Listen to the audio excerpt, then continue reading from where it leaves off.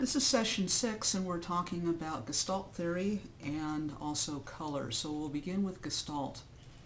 And Gestalt theory actually comes out of the psychological realm and was a theory, a set of observations, set of theories that was first put together in the early part of the 20th century.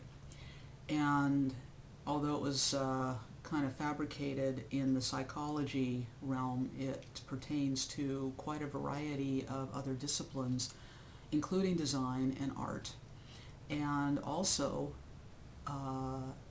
is the basis for an understanding of aesthetics as being universal.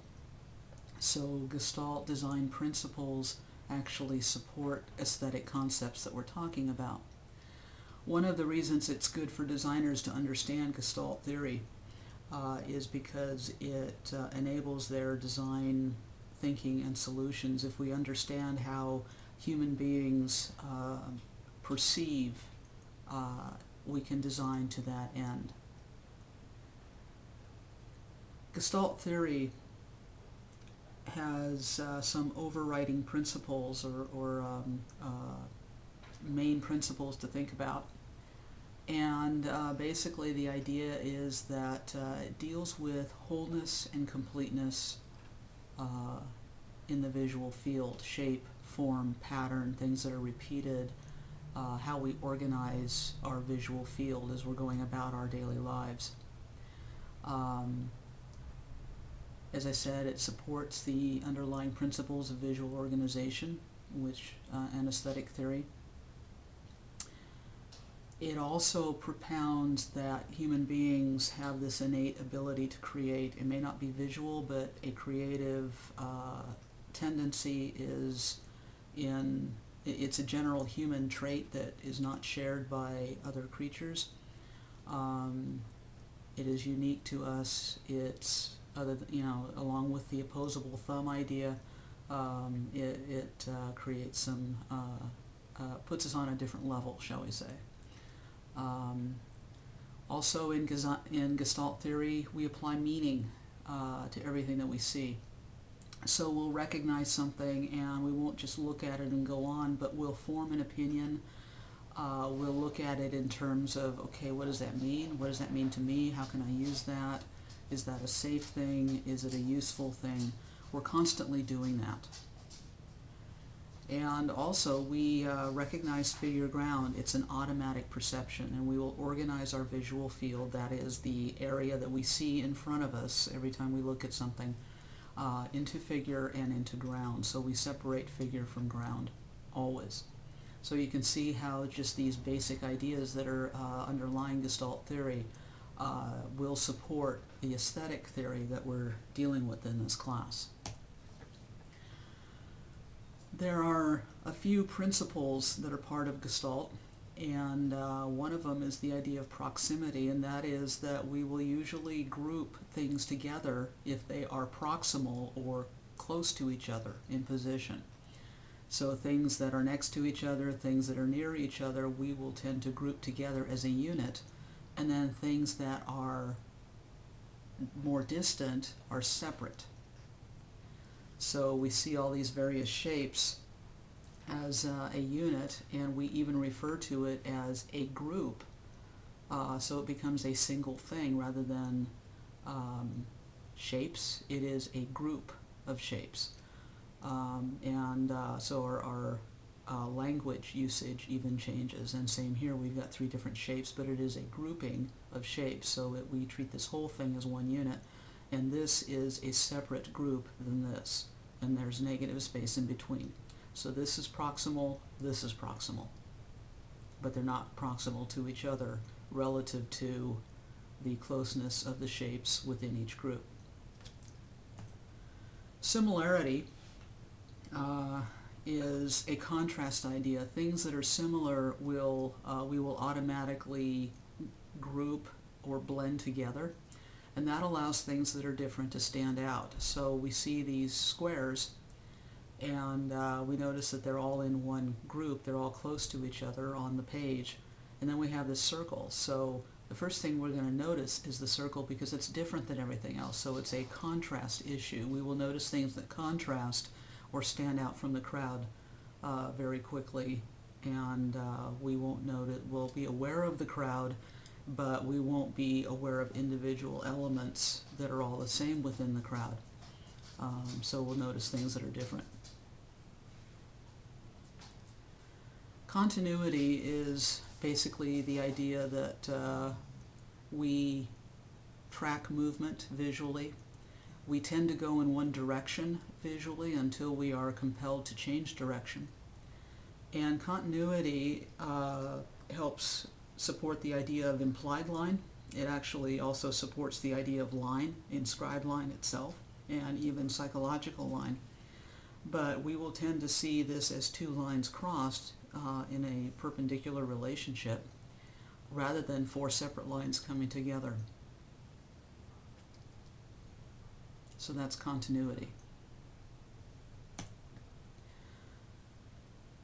Closure is the idea that given enough information about something that we're looking at, we will add to it or finish it up, so to speak. So given these four separate lines, if well, most people will say that this is a square, but it's really not, because we know a square is a shape, and a shape is an enclosed line. Here we have four separate lines with no corners, but it's configured suggesting a square, so we'll take that suggestion to its logical conclusion. The same thing here, we have two irregular blue shapes, but most people will say, well, that's an ellipse. But there's really no ellipse there. The ellipse is in the negative space, but we have two blue shapes that, because of their relationship to each other, create the idea of an ellipse in the negative space that they surround. So we're basically closing this into an ellipse because that's what most people will see. Equilibrium, or pregans, or balance, is something that we prefer, something that we look for, something that we're satisfied with and that we're happy with. In other words, we get along with balance. Balance is very closely related to the idea of order. Chaos is out of balance. Order and balance are much preferred.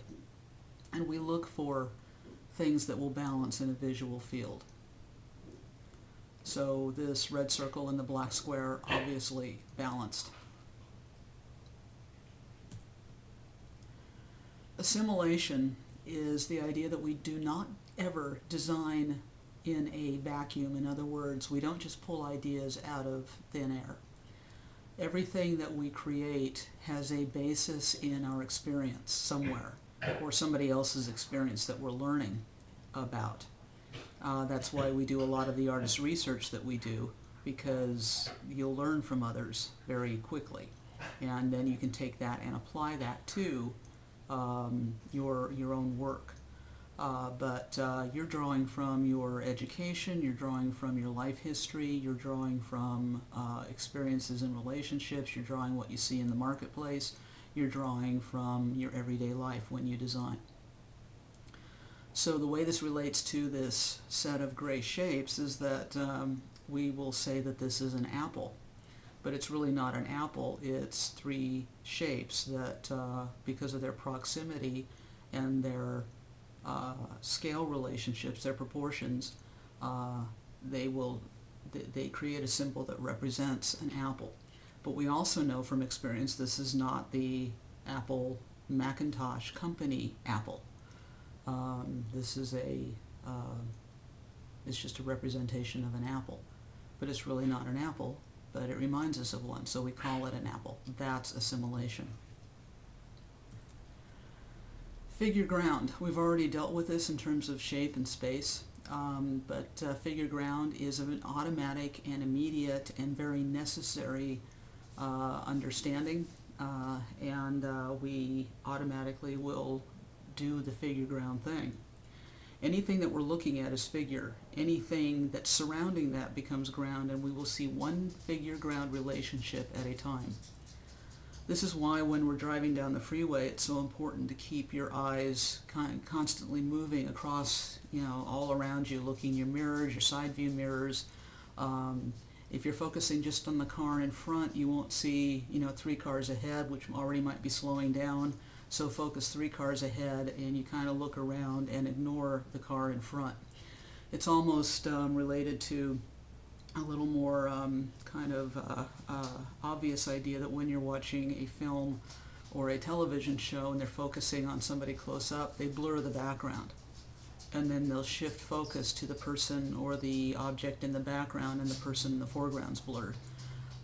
You can't focus on 2 separate things at the same time. Your eyes are going to land on one thing, and then they're going to move to another thing. We see points, not planes.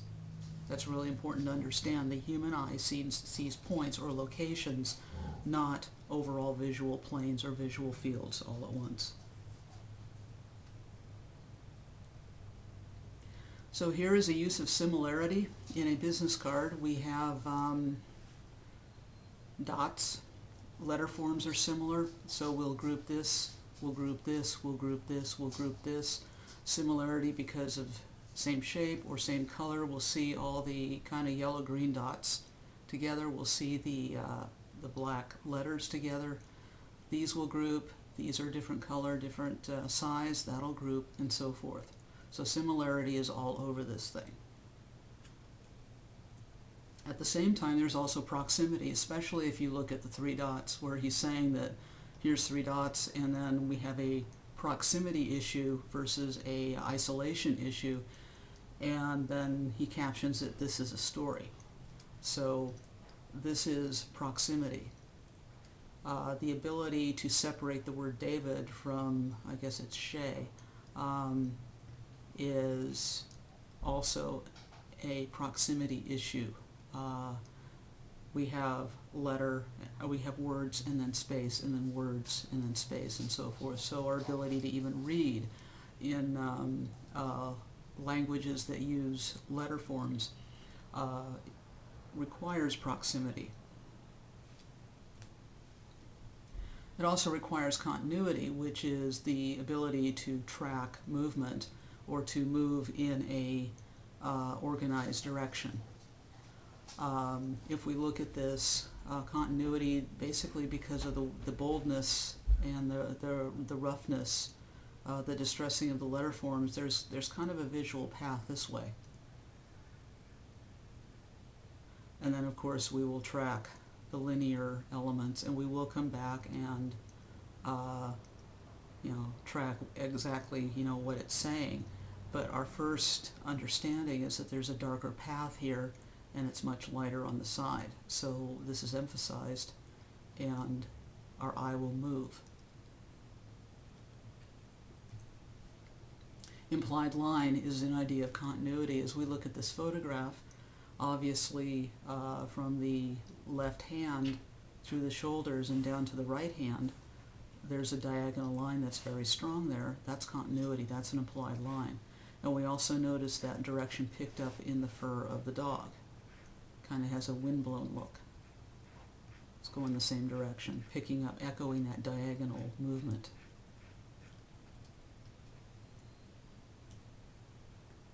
Closure. This is an A and a G, but it's really not, but we close it, and so we call it an A and a G. Balance. Her upright stance versus the horizontality, the lightness here, balanced with the lightness here, lots of implied line going on through here, so there's continuity, psychological line, by the way. But this is a very balanced composition. It balances areas of complexity with areas of simplicity. It balances light color versus darker color. It balances cool versus warm. And her head is kind of framed by the frame itself.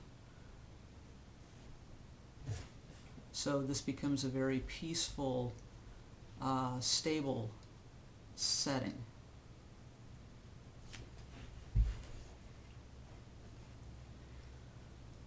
This is a lovely logo. Using assimilation, we get the sense of a tree by a river, but there's no tree there. There's shapes that are proximal to each other, and then there are wavy lines which are proximal to each other, which are not similar to the leaf shapes, but and the leaf shapes are not similar to the wavy lines. So we have similarity, we have proximity, and we also have assimilation because we've seen trees next to bodies of water before, and so we get that this is a icon for of a tree next to a river or a stream of some sort.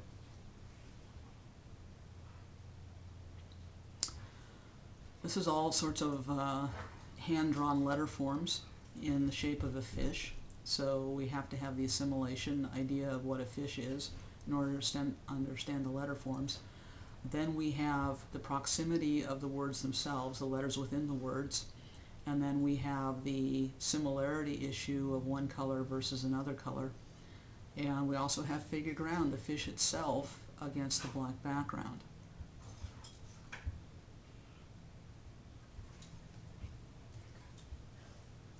And in part B, we'll pick up with a discussion of color.